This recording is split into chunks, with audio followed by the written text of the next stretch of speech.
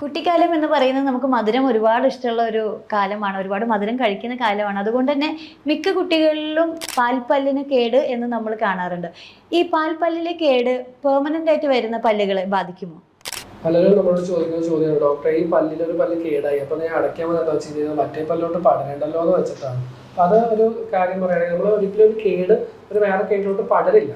പക്ഷെ ഇപ്പൊ ഈ ചോദ്യം നല്ലൊരു ചോദ്യമാണ്. കാരണം നമ്മൾ കുട്ടികളുടെ പല്ല് കേടായിരിക്കുമ്പോൾ നമ്മൾ പെർമനന്റ് ടൂത്ത് വരുന്നത് വേറെ സെറ്റ് ഓഫ് ടൂത്ത് ആണ്. അപ്പൊ അതിലോട്ട് ഇത് ബാധിക്കും. അത് എങ്ങനെയാണെന്ന് വെച്ചാൽ നമ്മുടെ മെയിൻലി നമുക്കറിയാം, നമ്മുടെ ടൂത്ത് കേടാവുന്നത് ബാക്ടീരിയ ആണ് മെയിൻ റീസൺ. സ്ട്രെപ്റ്റോകോക്കസ് എന്നൊക്കെ പറഞ്ഞ സ്റ്റെയിൻ വരുന്ന ബാക്ടീരിയസ് ആണ് നമ്മുടെ ടൂത്ത് കേടാവുന്നത്. ഇപ്പൊ ഒരു 3-4 പല്ലുകൾ അല്ലെങ്കിൽ കുറെ പല്ലുകൾ കേടായ ഒരു കുട്ടിയുടെ വായിൽ എപ്പോഴും ഈ ബാക്ടീരിയൽ ലോഡ് ഭയങ്കര കൂടുതലായിരിക്കും.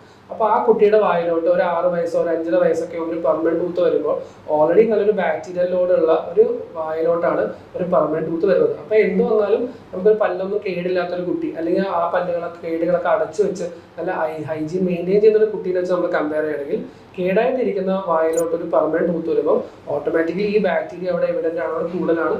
അപ്പോൾ ഓട്ടോമാറ്റിക്കലി ആ പല്ലുകൾ കേടാവാനുള്ള സാധ്യത കൂടുതലാണ്. അപ്പോൾ എപ്പോഴും നമ്മൾ ഒരു ഓറൽ ഹൈജീൻ മെയിൻ്റനൻസ്, ഒരു ബാക്ടീരിയ ഫ്രീ ആയിട്ടുള്ള അല്ലെങ്കിൽ ഒരു ലിമിറ്റഡ് ബാക്ടീരിയ ഉള്ള ഒരു എൻവയോൺമെന്റ് ആണ് നമ്മൾ എപ്പോഴും ഒരു പെർമനന്റ് ടൂത്ത് വേണ്ടി റെഡിയാക്കി വെക്കുന്നത്.